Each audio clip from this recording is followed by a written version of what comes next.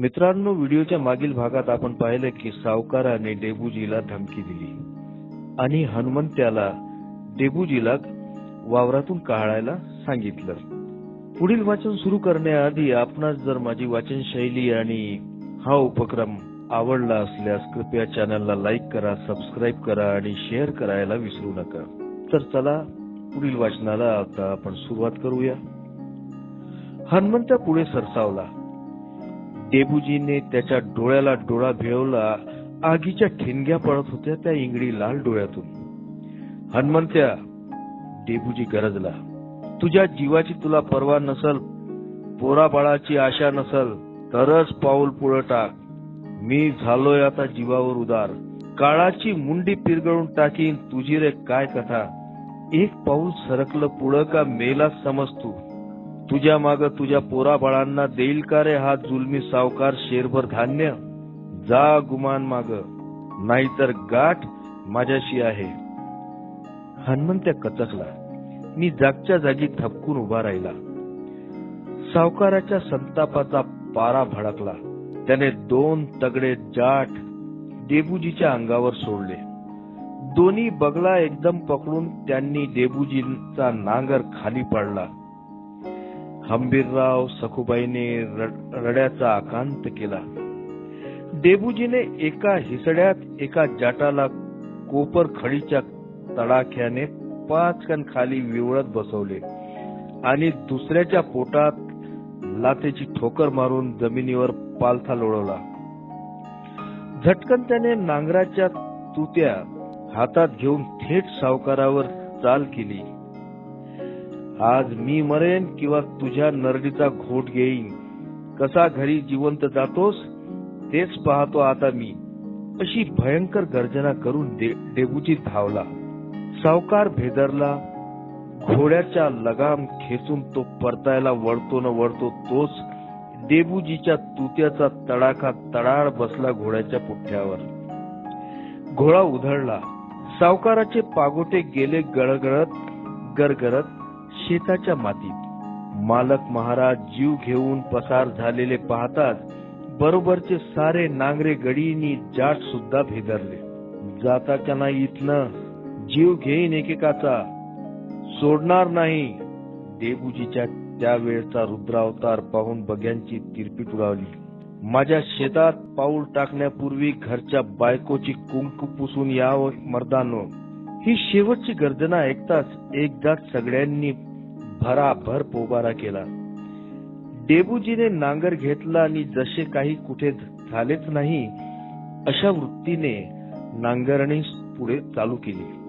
यमाचा काळदंड सावित्रीने आपल्या स्वयंभू तेजाने जसा अचानक परतवला तसलाच प्रकार हंबीररावच्या डेबूजीने नातवाने केलेला पाहताच सावकारशाही वचकाचा शेकडो वर्षाचा फुगाच फुटला. अरेच्या, सावकाराला असं अडवून तुडवताही येते म्हणायचे. हा नवाच पायदंडा डेबूजीने वराडच्या शेतकरी जनतेला प्रथमच शिकवला. बिचारा तिळके सावकारही सपेशल पाणथळाला. डेबूजीचे उदाहरण उद्या बाकीच्या शेतकरी कुळांनी गिरवले तर आपले काय होणार या भीतीने त्याच्या तोंडचे पाणी पळाले. डेबूजीला आवरा म्हणून उपदेश करणारी मंडळी आता त्याची पाठ थोपटायला हंबीररावकडे धावली. माणसातला कर्दनकाळ म्हणून पिढ्यान पिढ्या गाजलेला सावकाराचा दरारा डेबूजीने एकाच थापडीत मातीमोल केल्यामुळे पुढे तडजोडीचा मार्गच बंद झाला. दापुरी गावात यायलाही त्याला तोंड राहिले नाही. काही दिवस गेल्यावर तिडके सावकाराने मध्यस्थांची परवड घालून डेबूजीशी तडजोड करण्याची खूप तंगड झाड केली. ज्याचा दाम खोटा असेल त्याने सावकाराच्या कोर्ट कचेरीच्या दरडीला भ्यावे. माझा हिशोब उघडा आहे नि चोख आहे. वसूल घेतो नि पावती देत नाही.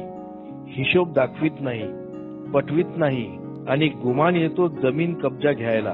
त्या जमिनीचे मामांनी रोख पैसे दिले तरी खरेदी खत केले नाही. कायद्याला डोळे आहेत का फुटले? कायदा काय अशा चोरांना पाठीशी घालतो होय? जा म्हणाव, तुला काय करायचं असेल ते करून घे. आम्ही त्याची एक दिडकी लागत नाही. डेबूजीच्या या बोलण्याला कोणालाही खोटे पाडता येईना. अखेर मूळ मालक म्हातारा हंबीरराव याला कसा बसा मथवून सावकाराने गहाण जमिनीपैकी 15 एकर जमीन परत देऊन आता एकही देणं राहिलं नाही अशी दुकान पावती देऊन बांधा मिटवला. हंबीरराव सखूबाईला आनंद झाला, पण तुमचे तुम्ही मालक आहात, मी तर एक तसूभर सुद्धा तुकडा त्याला दिला नसता. हे डेबूजीचे तुणतुणे कायम राहिले. उपाशी राहा, पण कर्ज काढून सावकाराच्या जाळ्यात अडकू नका, ही गाडगेबाबाची प्रत्येक कीर्तनातली आरोळी लक्षावधी लोकांनी आजवर ऐकली. मी रोज ऐकतात. तिच्या मागे हा जुना इतिहास आहे. हे त्यांना आता तरी नीट उमजावे म्हणून या कथेचा किंचित विस्तार करून सांगितले. सावकार सापाचे नरडे दाबून सर्वस्वाचा मणी त्याच्या मस्तकातून खेचून काढण्याचा अपूर्व यशाने दापुरी पंचक्रोशीत डेबूजीला गावकऱ्यांनी शेतकरी मोठा मान देऊ लागले. ते आता त्याला देवसिंग या बहुमान वाचक नावाने संबोधू लागले. एका वर्षातच हंबीररावच्या घराण्याची कळा बदलली.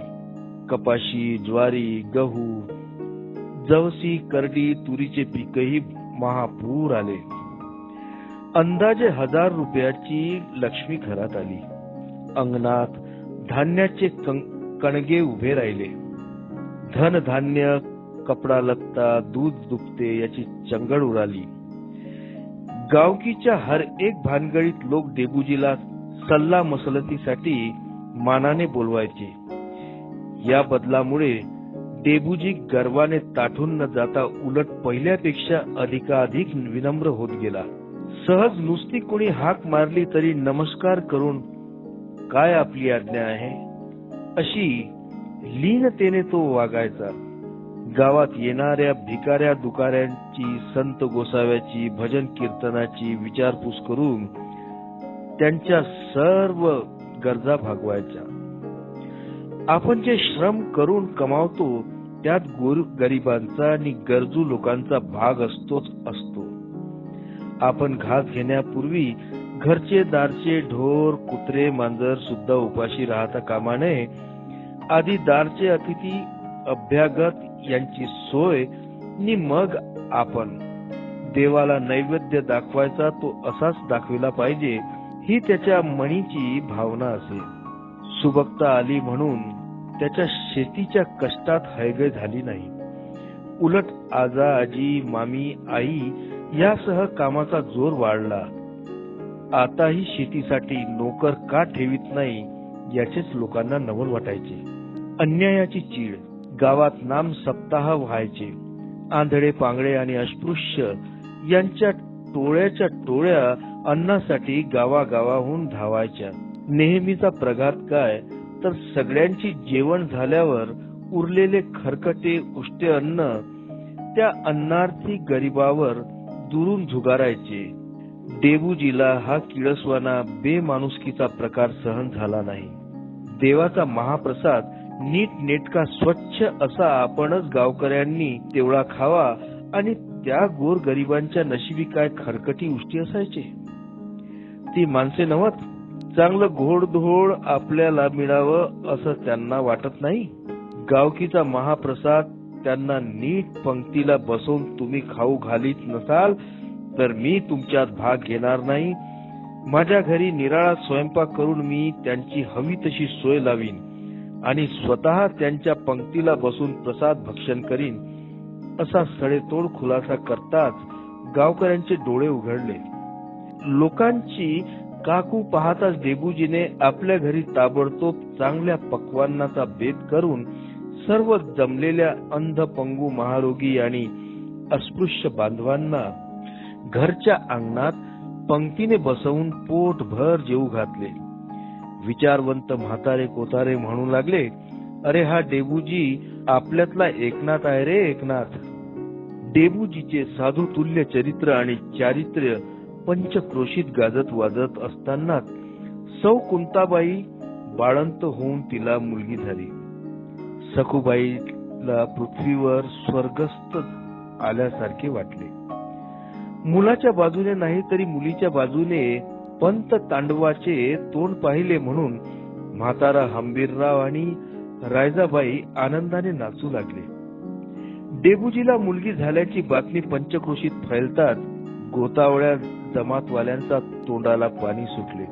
आता काय, बारशाच्या दिवशी डेबूजीकडे मटण दारूचे पाट वाहणार या आशेने जो तो आमंत्रणाची वाट पाहू लागला. परटांच्या आयुष्यात 3 बळी ही एक म्हणच प्रचारात होती. गरीब असो वा कोणी असो, जन्म, लग्न आणि मर्तकीच्या प्रसंगी बोकळाची कंदुरी आणि मनमुराद दारू जात गोतवाल्यांना दिल्याशिवाय चालत नसे. मोठा जात धर्मच होता तो. कर्ज काढून भीक मागून हे देवकार्य करावेच लागे. न करील तो पडलाच वाळीत. रूढीप्रमाणे हंबीररावने बोकडाची कंदुरीने दारूचा बेत ठरवला. त्याचा घरात खल होताना सखूबाई कुरकुरू लागली. तिला आपल्या नवऱ्याचे मरणकालचे ते शब्द आठवू लागले. त्या सगळ्या दुर्दैवी घटनांचा चित्रपट तिच्या डोळ्यापुढे भराभर सरकू लागला. डेबूजीच्या कानावर हा बेत जाताच त्याने तडाड नकार दिला. आजवर आपल्या घरात चुकून सुद्धा जे आपण कोणी कधी केले नाही ते काय आज करणार? भले जात गोतवाले रागावले तर प्रसंगाला आले का कोणी धावून आमचे आम्हालाच निपटावे लागले ना. बारशाला मटण दारू द्यावी असं कुठच्या धर्मात सांगितलंय? जगावेगळा धर्म आहे हा, मला नाही तो पसंत. आपल्या घरात मटण दारू बंद, कायमची बंद. काही चांगलं गोडधोड करून घालू गोतवाळ्यांना मेजवानी. तर मित्रांनो, आजचे आपण वाचन इथेच थांबवूया आणि पुढील व्हिडिओमध्ये पुढील वाचन करूया. आपणास जर माझा व्हिडिओ, वाचन शैली आणि हा उपक्रम आवडला असेल तर कृपया चॅनलला लाईक करा, सबस्क्राईब करा आणि शेअर करायला विसरू नका.